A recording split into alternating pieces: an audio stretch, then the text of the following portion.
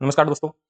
आज अपन फिजिक्स के डेरिवेशंस के बारे में इस क्लास में स्टडी करेंगे। जो इंपॉर्टेंट डेरिवेशंस आपके एग्जाम पर्पज से बहुत इंपॉर्टेंट है उनके बारे में यहाँ पे अपन पढ़ने वाले हैं।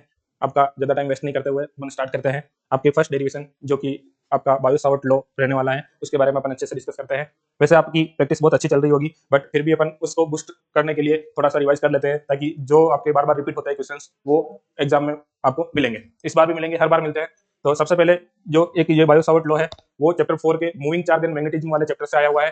तो ये चैप्टर इंपॉर्टेंट है, और इंपॉर्टेंट होने के साथ में जो बायो-सावर्ट लॉ है वो काफी बार रिपीट हुआ है। तो इस बार भी चांसेस है आपको कि आपको ये अपने पेपर में मिल जाए, तो बहुत अच्छी बात है। ठीक है, तो स्टार्ट करते हैं अपन। बायो-सावर्ट लॉ, बायो-सावर्ट लॉ क्या होता है, ये चीज पढ़ने से पहले आपको थोड़ा सा अपने ओरस्टेड के बारे में पता होना चाहिए। ओरस्टेड ने क्या बताया था? ओरस्टेड ने अपने स्टेटमेंट में ये बताया था कि किसी भी करंट कैरिंग कंडक्टर है उसमें जब तक इलेक्ट्रिक करंट फ्लो हो रहा है उसके चारों तरफ क्या प्रोड्यूस होगा? मैग्नेटिक फील्ड प्रोड्यूस होगा। कि एक करंट कैरिंग कंडक्टर है, जैसे ये करंट कैरिंग कंडक्टर है, इसमें अगर आई करंट फ्लो हो रहा है तो इसके चारों तरफ क्या बनेगा? मैग्नेटिक फील्ड बनेगा।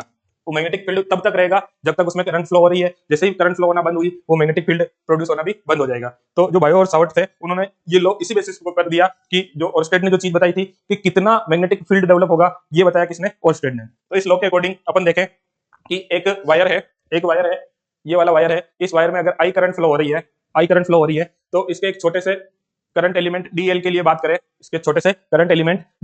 करें, तो इस डीएल से थीटा एंगल पर, एक कोई पॉइंट है पी, उस पर अपन मैग्नेटिक फील्ड की बात करें तो ये चार चीजों के ऊपर डिपेंड करता है। कितनी चीजों पर? चार चीजों के ऊपर डिपेंड करता है। डीएल से थीटा एंगल पर पी पॉइंट है। अब यहाँ देखें तो इस पी पॉइंट पे जो मैग्नेटिक फील्ड बनेगा वो छोटा सा बनेगा, क्योंकि छोटे से लेंथ एलिमेंट के लिए जो अपना डीबी होगा, मैग्नेटिक फील्ड होगा, वो भी क्या होगा? छोटा होगा। और कैसा होगा? इनवर्ड होगा। यहाँ क्रॉस लगा रखा है, क्रॉस का मतलब क्या होता है? Magnetic field inward. इस क्रॉस का मतलब है मैग्नेटिक फील्ड कैसा है? इनवर्ड, अंदर की तरफ। कैसे पता करते हैं? कि आपने देखा होगा राइट हैंड थंब रूल के अकॉर्डिंग करंट की डायरेक्शन में थंब को रखते हैं, और जो कर्व फिंगर्स होती है वो क्या बताती है? मैग्नेटिक फील्ड का डायरेक्शन बताती है। अगर इस करंट एलिमेंट में करंट ऊपर की तरफ जा रहा है तो अपने थंब को ऐसे रखेंगे तो अंदर की तरफ क्या बताएगा? आपका मैग्नेटिक फील्ड। अगर ये आउटवर्ड होता तो यहाँ पे अपन क्या करते हैं? डॉट से शो करते हैं। डॉट का मतलब होता है आउटवर्ड, और क्रॉस का मतलब होता है आपका इनवर्ड। क्रॉस का मतलब क्या होता है? इनवर्ड। तो यहाँ पे मैग्नेटिक फील्ड का डायरेक्शन कैसा है? इनवर्ड। ये तो डायरेक्शन का पता चल गया। अब अपन को तो ये पता करना है कि यहाँ पे इसका मैग्नीट्यूड कितना होगा, कितना है मैग्नेटिक फील्ड। तो ये मैग्नेटिक फील्ड कितना है, ये बायो-सावर्ट लॉ के अकॉर्डिंग चार चीजों के ऊपर डिपेंड करता है। एक तो कितनी करंट फ्लो हो रही है इस वायर के अंदर, इस कंडक्टर में कितनी करंट फ्लो हो रही है। दूसरी, ये थीटा एंगल है, उसका साइन एंगल उस पर डिपेंड करेगा। तीसरी, ये जो लेंथ एलिमेंट है, सॉरी करंट एलिमेंट है, वो कितना है उसके ऊपर डिपेंड करेगी। और तीसरी चीज डिपेंड करेगी यहाँ से आर्क डिस्टेंस कितनी है, उसके स्क्वायर पे डिपेंड करेगी। तो इस लॉ के अकॉर्डिंग जो मैग्नेटिक फील्ड है वो डायरेक्टली प्रोपोर्शनल होता है करंट के। मैग्नेटिक फील्ड डायरेक्टली प्रोपोर्शनल होता है किसके? करंट आई के। दूसरा डायरेक्टली प्रोपोर्शनल होता है करंट एलिमेंट डीएल के। तीसरा डायरेक्टली प्रोपोर्शनल होता है साइन थीटा के। और चौथा इनवर्सली प्रोपोर्शनल होता है square of distance from length current element dl to point p. इन दोनों के क्या होता है? यहाँ किससे इनवर्सली प्रोपोर्शनल होता है। तो इन चारों को कंबाइन फॉर्म में लिखेंगे तो अपन क्या लिख सकते हैं? DB I DL sine theta upon r square. I dl और साइन थीटा ये तो ऊपर हो जाएगा, और नीचे पे क्या बचेगा? अपना इनवर्सली प्रोपोर्शनल आर स्क्वायर। फिर यहाँ प्रोपोर्शनलिटी साइन हटाते हैं तो अपन को यहाँ पे एक कांस्टेंट मिलेगा, इसकी वैल्यू होती है k। इसको बोलते हैं मैग्नेटिक कांस्टेंट, इस मैग्नेटिक कांस्टेंट की वैल्यू होती है k की वैल्यू यहाँ पे होती है म्यू नॉट अपॉन 4 पाई। यहाँ म्यू होता है परमिएबिलिटी ऑफ फ्री स्पेस। आपको याद हो तो अपने फर्स्ट चैप्टर में जब कूलम्ब्स लॉ पढ़ा था, वहां पे अपन को कांस्टेंट मिला था k इक्वल टू 1/4πε0। वो क्या था? वो k था आपका इलेक्ट्रोस्टैटिक कांस्टेंट। यहाँ पे ये k कौन सा है?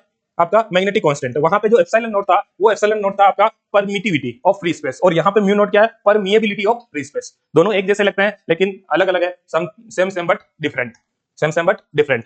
बात आती है अपने कि इसको वैल्यू कितनी होती है किसकी? म्यू नॉट अपॉन 4 पाई की। तो इसकी वैल्यू होती है 10⁻⁻7 tesla metre per ampere. 10⁻⁻7 tesla metre per ampere. तो यहां से अपन देखें तो बायो-सावर्ट लॉ में डीबी की वैल्यू क्या होगी? DB directly proportional to I DL sine theta upon क्या हो जाएगा? Are square. आर क्या थी? डिस्टेंस थी कहां से कहां तक? लेंथ एलिमेंट से कहां से? लेंथ एलिमेंट डीएल से कहां तक की? पी पॉइंट तक की जो डिस्टेंस थी उसको क्या बोला था? आर। यहाँ पे करंट कितना फ्लो हो रहा था? आई करंट फ्लो हो रहा था, और ये एंगल कितना? थीटा। तो I DL sine theta upon r square. इसको हटाया था तो अपने पास कांस्टेंट आया था mu naught upon 4 pi I DL sine theta upon r square. ये आपके क्या फॉर्मूला हो गया? ये बायो-सावर्ट लॉ का फॉर्मूला हो गया, और यही इसका डेरिवेशन है। छोटा सा डेरिवेशन है पर बहुत इंपॉर्टेंट है।